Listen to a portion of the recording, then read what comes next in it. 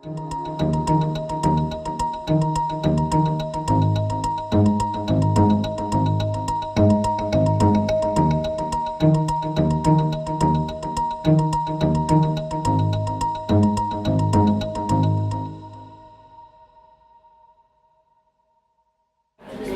afternoon, ladies and gents. Thank you once again for supporting us in the conversation, in getting curious.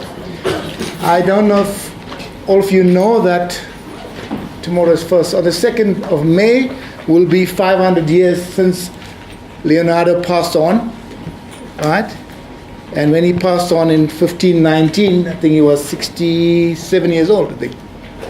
All right, so I think most of us, including myself, before I joined DaVinci, as far as I know, Leonardo was a painter, right? When I came to DaVinci, I started hearing a whole lot of the 7 Da Vincian principles, and et cetera, Then I said, let me get curious as well. And I looked into his life. We know that he was an artist, a musician, an inventor, an engineer, a thinker, historian, etc. And he was a genius, right? And I picked up that strange word that defines people like Leonardo. He was a polymath, Polymath, person with wide knowledge of learning. So something I've learned. I think I've been curious as well. All right, so ladies and gentlemen, today the format of the Curiosity will take a different shape. What we want to do is that I want Professor Ben Anderson, who is the CEO of the DaVinci Institute, to start off by provoking all of us to engage us in a conversation and to kind of tease out our curiosity so that we can maybe emerge from here with some topics, some themes that maybe we want to take forward. All right, so please feel free and engage robustly. All right, don't feel intimidated when Ben pounces on you and asks you to see. It's all about provoking us. All right, I wish you all the best and enjoy the conversation. Thanks, Krishna. Well, I was thinking, those of you engaged with me would know that I'm fairly besotted with the work of this guy called Geert Leonard, and he talks about 10 megatrends, which I've referred to in some conversations. Welcome, Khanaleo. Thank you.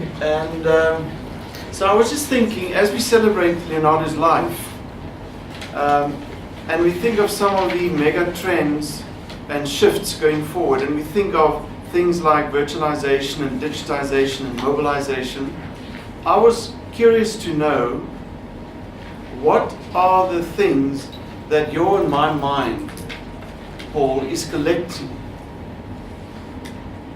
so that we create new understandings that 300 years from here may only materialize in something significant. So let me take an example.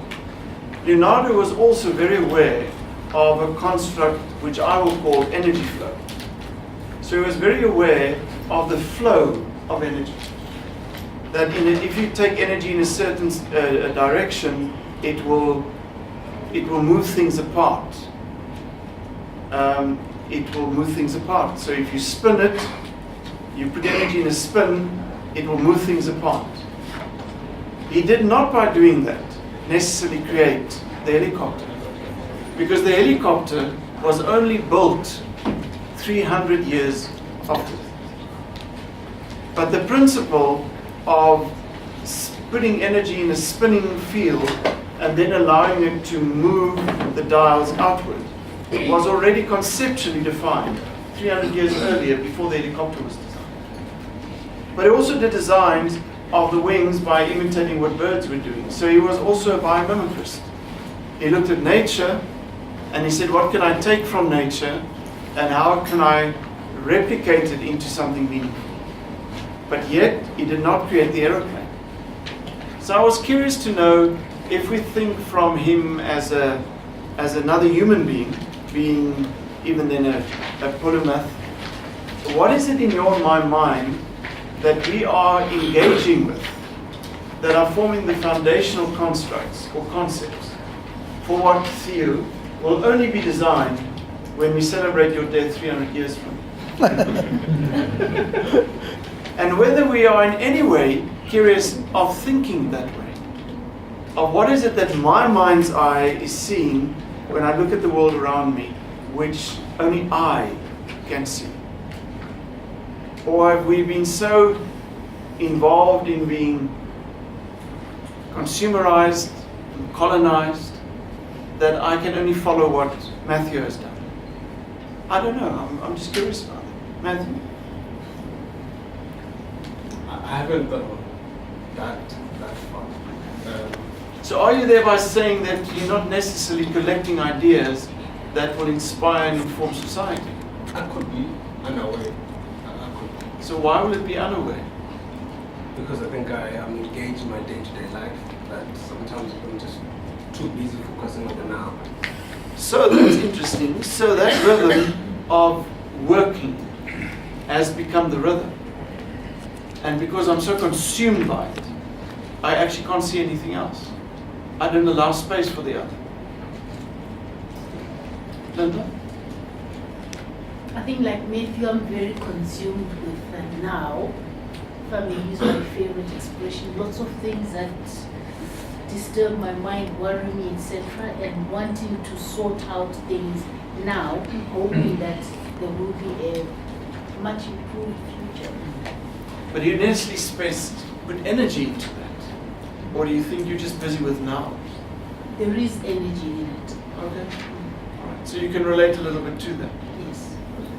Marlon? But do you believe that when he thought of those energy flows and all of those things, that he actually knew what he was doing? I don't So think it do you was. think it was just like him conceptualizing ideas? Because that's what always fascinates me. If people look back, they often come upon things more accidentally, that it's not intentional.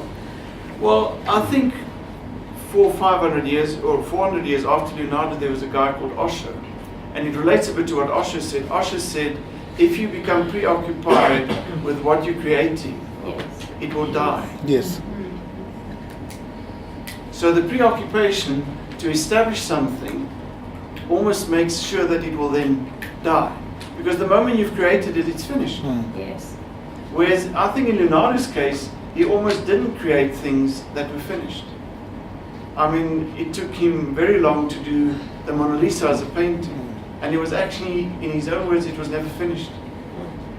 Because it went through different iterations. That painting is actually not finished. So why are we so interested of finishing stuff? What is the paradigm that we impose and that we so gladly opt to choose for? That we actually want to make something and finish it, because the achievement for us seems to be in finishing something. I think Leonardo was excessively aware that he did not complete things. And yet, so many things have been informed by what he did. Awesome. Yeah, Talk to me as an alumnus. I don't know, they said you're going to provoke us. This is the extreme. Yeah. So, multiple things went through my mind. Thank you for the introduction. The first was the time span. I think from a cadence point of view, we find that we're compressing time. So our outlook, the Japanese had a habit of forecasting up to 30 years in advance. Maybe not with great success, but if you talk to business leaders today, that's absolutely ridiculous because of the uncertainty that we face. And obviously the role of technology in our lives now. It's just improved the pace of life. So I can identify with what the gentleman said about being in the now. Your issue about wanting to finish things, I think we must layer that again. So when you've got a strategic mindset, it's not about finishing because it's a continuous improvement journey. But when it comes to the hand-on practical delivery, that is a finished product. And again, how we did it yesterday compared to how we're going to do it tomorrow, it's going to be different. But there should be a completely painted Mona Lisa in that sense. Because doing the work and surmising where the work's going to actually end are two different discussions. Such a loaded discussion. But can I interrupt there? So are you then subtly agreeing it's actually wrong that we actually create jobs which people will get stuck in and do for 10, 20 and 30 years? It's actually wrong. It's wrong to forecast what the job's going to be like in 30 years. But there may be an immediate need now for that job. A great example, sorry guys, I'm from retail, omni and multi-channel. South Africa hasn't got the expertise. We're all learning from our little tours that we did overseas. What does it take? What's the requirements? What's the integration, both vertical and horizontal? Now that needs a finished expertise type of content to get you going. But are we going to do it the same tomorrow? Definitely not. And that's the unfinished part of that journey.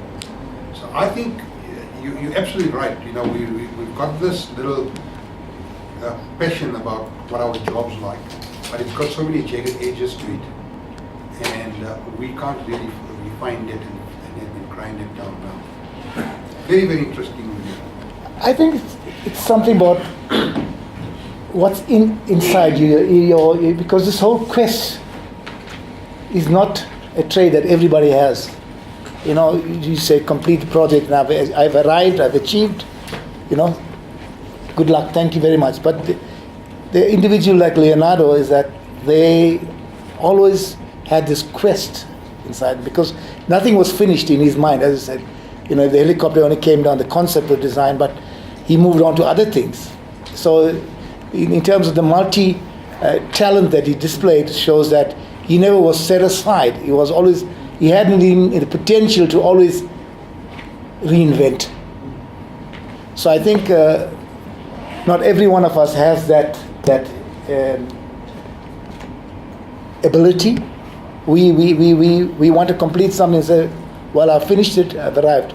So even preparing for the jobs of the future, I mean, we say define the jobs of the future. We talk about the fourth industrial revolution, but eventually overtaking us. You know, by the time we're preparing for that, and we say that, you know, we're ready for the fourth industrial revolution, what about the thereafter? I think that is what we should, because it's always a journey. It's not a destination. I think we do have, I beg to differ slightly with the Prof. I think we do have that mind. Now we're getting into a conversation where we say, I get to see the future, but I think I like to bring this to the now and the challenges for now, is that regulation is a problem. And sometimes regulation, we see it as a big concept, but I think we find regulation in small spaces. You know, you work in a small IT project, is it signed off?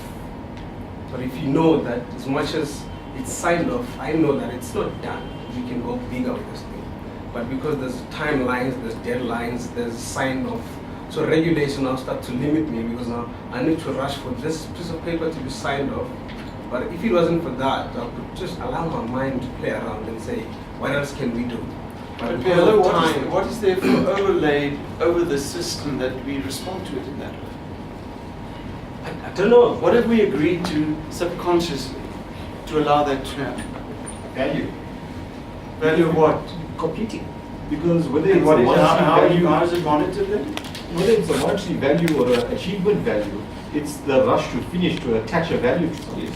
And that is, obviously we are prisoner to our own devices in that respect, which Leonardo probably purposely didn't finish all his works for the same reason. But for us, in the society we need to finish it, to attach value to it. Because we chose for that value. Or if you like me, you got a boss in your case. Or you have 3 kids that you want to put in private school. There you go. Okay? But it's almost in a Shalifa here we say we live in a paradox. Yes. So we're creative, we can collect, we can co-create, but let's just put it aside, let's just quickly die for a moment and finish something. Yes. Okay? That is one of the summers. Ambiguous space. Because we have willingly subjected ourselves to managers and leaders who have designed systems of human resource development, as we are called, or human capital, and all of those wonderful terms, where we are driven by targets, performance appraisals, annual performance plans, strategic plans, etc., which determine whether we get a bonus or not, etc. So we willingly subject ourselves, and in fact, we work and study and we write about it to improve how efficient we become as human machines in the process. And on the other side, we've got this incredible, creative, innovative brain and spirit in every single one of us that just waits to be released at the right moment through a beautiful sunset or a beautiful bird eating a pawpaw or whatever the case is. But we've got to push that down because of this. So, and Leonardo didn't have performance appraisal.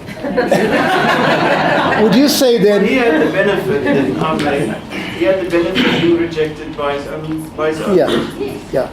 So don't you think when that That's a critical rejection, part for me. He had the benefit yeah, of being rejected by his own. And I will sometimes wonder, we talk of value, but I almost wonder if it's indeed not just monetary, but I think there's a value for people to be accepted. And if it's not that acceptance need, that almost brings us to this demise. I'm just thinking society, as I said, Shelley, that, you know, if there's something unfinished, then society kind of points fingers at you. They don't recognize you. I think of that bridge in Cape Town that's incomplete. It stands out as an eyesore because I don't know what's the history behind it, but clearly something went wrong. Yeah, you know, maybe the design architect, the engineer had intention in mind. Say, I'll be remembered because of this, you know. But society also looks at it negatively. You haven't finished, or you're moving on to another task, you know. So it's how we are socialized that we attune to that to make sure that we comply. But then in essence, I'll say a product, it's never complete fully. Hence, this chair is made. The event of it might seem like it's completed, but somebody else who's able to design a chair will come up with a different design. Because of we do things differently, we see opportunity in every angle of a product. Hence, I won't say something is fully complete. Even if it seems to be complete. Yes, it may seem complete, but it's never complete. That's a valuable comment. I like where you're going with that. Because the next person will take this concept and deconstruct it. Yes. If they deconstruct. Yeah. So the question is, do we deconstruct what is there already? Or we just replicate? Either or. For invention. Either or. I think you can replicate because if you look at the chair, for example, I may feel uncomfortable sitting in this chair because it doesn't have an arm. But all you're saying, the engineer that engineered the chair saw it fit at that point in time. And now for me to be more comfortable sitting in this forum, for example, I would like to have an armchair.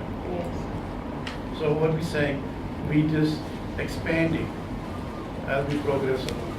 Yeah, but the point is therefore, do we want to expand or do we want to create new?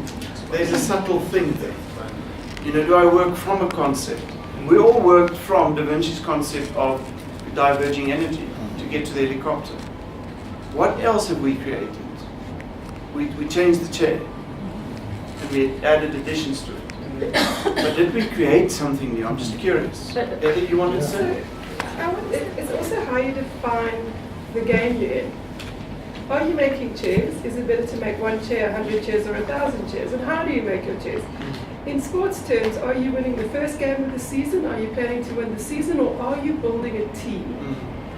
And the difference between a finite game and an infinite game, Simon Sinek's starting to play with that and a few others at the moment, and I like that. What are you trying to achieve? Because then there's steps towards that destination, but you're not necessarily going to realize it fully. And one of the common examples is of, if you look at Nokia phones, they were the winners at one point, and they're not even a player anymore. So they had a finite game that they failed to develop further. And what did it cost them? The whole game. And those sorts of concepts, how are we defining the success? And I agree that busyness is perhaps the enemy of reflection. And unless we're stopping to reflect and building our thinking time, we do get stuck in the rat race. And the question will therefore for me be, am I getting up in the morning to create something in the long run? Or do I just want to uphold and improve what is needed in the short run? Yes, do I measure it by hours or minutes, or am I doing a legacy? And you're starting to talk about legacy. What's DaVinci's legacy? And I always have a struggle when we say we celebrate the death of somebody. Because are we celebrating that they lived or that they died? And the two things are different for me. And we're probably celebrating that he lived. Yes. And therefore he has a legacy. Yes. And that's a longer term game. And I suspect if we redefine the terms of engagement, we'll redefine the success and the measurability issues. But I don't want us to get soft on the ambiguity. I'm still concerned that we choose to complete and therefore to stop, as opposed to continue. Not necessarily. Sometimes you choose to run a relay and hand the baton on. Okay. Or that will sometimes maybe because of the That will be a sub-product, right? That will be a sub-product for the final product. Depends what game you're in. Exactly. So somebody who's making just the frame, that's his game. So he just make the frame, and somebody does the upholstery. And I'm still concerned about this. It's not straight, right? This tree, somebody cut it and put it upside down.